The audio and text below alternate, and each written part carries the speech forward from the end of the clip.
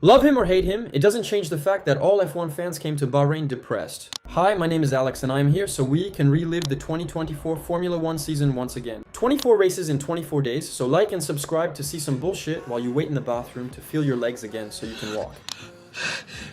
I think I feel a little better.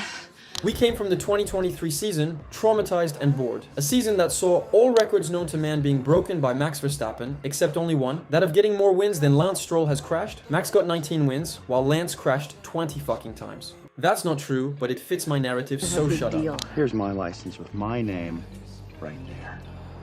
Sandy Bigelow Patterson. Gotcha.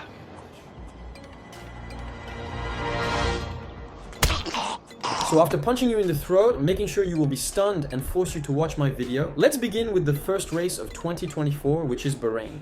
And finally, we have a new face on pole position. I'm fucking with you, of course, that Max is on pole. Lights out, and unsurprisingly, Max keeps the first position. And again, unsurprisingly, Lance Stroll fucks it up in the first corner. It's either that or he thinks he is in a drifting competition, but I will go with the safe option and say that he is just an idiot. What an idiot! Closing the door from the outside.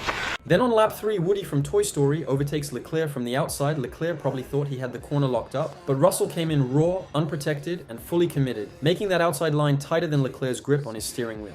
In lap 4, Fernandinho had a flashback to GP2 engine, while Kimi Raikkonen 2.0 flew by him on the stray. On lap 7, Leclerc locked his left wheel so hard it looked like he was trying to propose to it, but Perez wasn't here for that kind of romance. He slid up behind like a thief in the night and stole the position at the end of the straight. It was less of an overtake and more like Checo saying, if you're gonna play with yourself, don't mind if I slide right in. And speaking about sliding right in, I have the actual footage of Perez sliding right into Charles.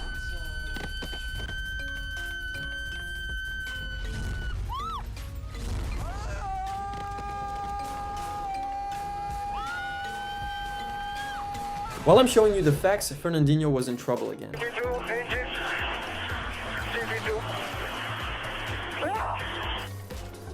Then on lap 11, there were fireworks between the two Ferraris. Carlito, receiving the news that he was fired before the season even started, meant that he doesn't care anymore. I don't give a fuck.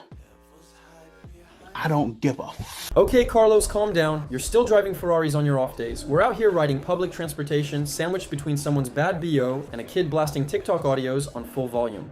But anyway, he overtakes Charles and gave me vibes of, not bad for a number 2 driver, if you don't know who said that. I don't give a On lap 14, Perez easily overtakes Woody because that Red Bull is still a rocket ship. And if you see closely on the side, those cheeky bastards at Ferrari are trying to pull an inside job at Carlito by pitting Charles to undercut him.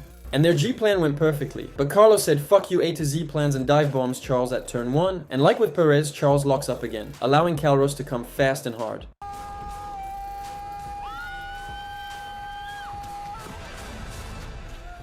Then on lap 18, just one lap after sliding into Charles, he is right behind Woody's ass, he can sniff his fear, and he goes right through Woody like he wasn't even there. Then the race became pretty boring. Bored, I just sent a bunch of flowers to my neighbour Steve with a note that reads, I still miss you.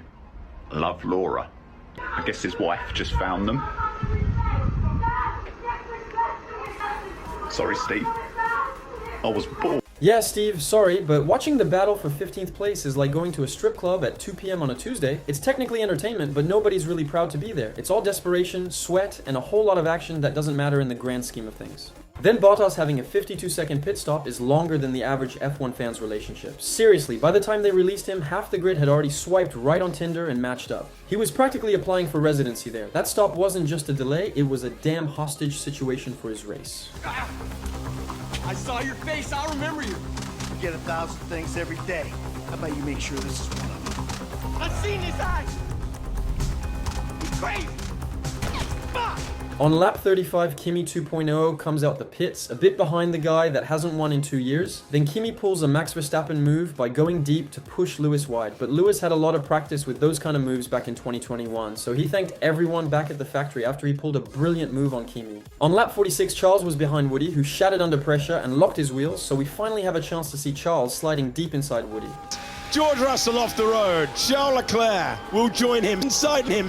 Poor George was brutally violated by Sweet Charles. Then on lap 52, RB saw that nothing was happening on track, so they pulled a Steve move on Tsunoda. Driver swap. Are you kidding me now? Sorry, Steve. I was bored. This guy was nowhere to be found the whole race, and yet somehow this happened. Max Verstappen wins the season opener. He takes the Bahrain Grand Prix. Max finishing 22 seconds ahead of his teammate wasn't just crazy. It was the kind of gap that makes couples in a long-distance relationship look close. Poor Checo was so far back, he might as well have been racing in a different time zone. That 22-second gap, it's wider than the one between my paycheck and my rent. It's bigger than the space between we need to talk and the breakup. Hell, it's longer than Checo's prayer list after he saw Max's pace. By the time Checo crossed the line, Max had already done his cooldown lap, parked the car, and probably checked his phone to see what his haters were tweeting. It wasn't just a race, it was a roast session in motion. And don't get me started on the rest of the grid. I beg you. No. Nothing. You have nothing to do with this decision. Where are you going? Vincent, we can't live side by side. Vincent! Our temperaments are incompatible. You must admit that.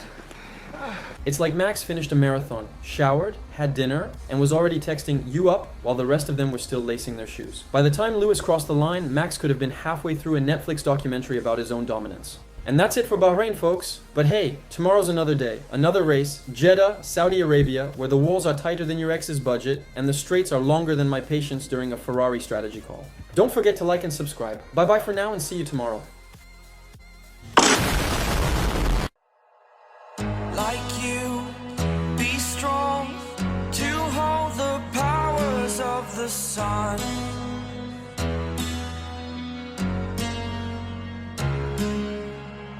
To dream, believe in strength. Now I'm the only one, only one.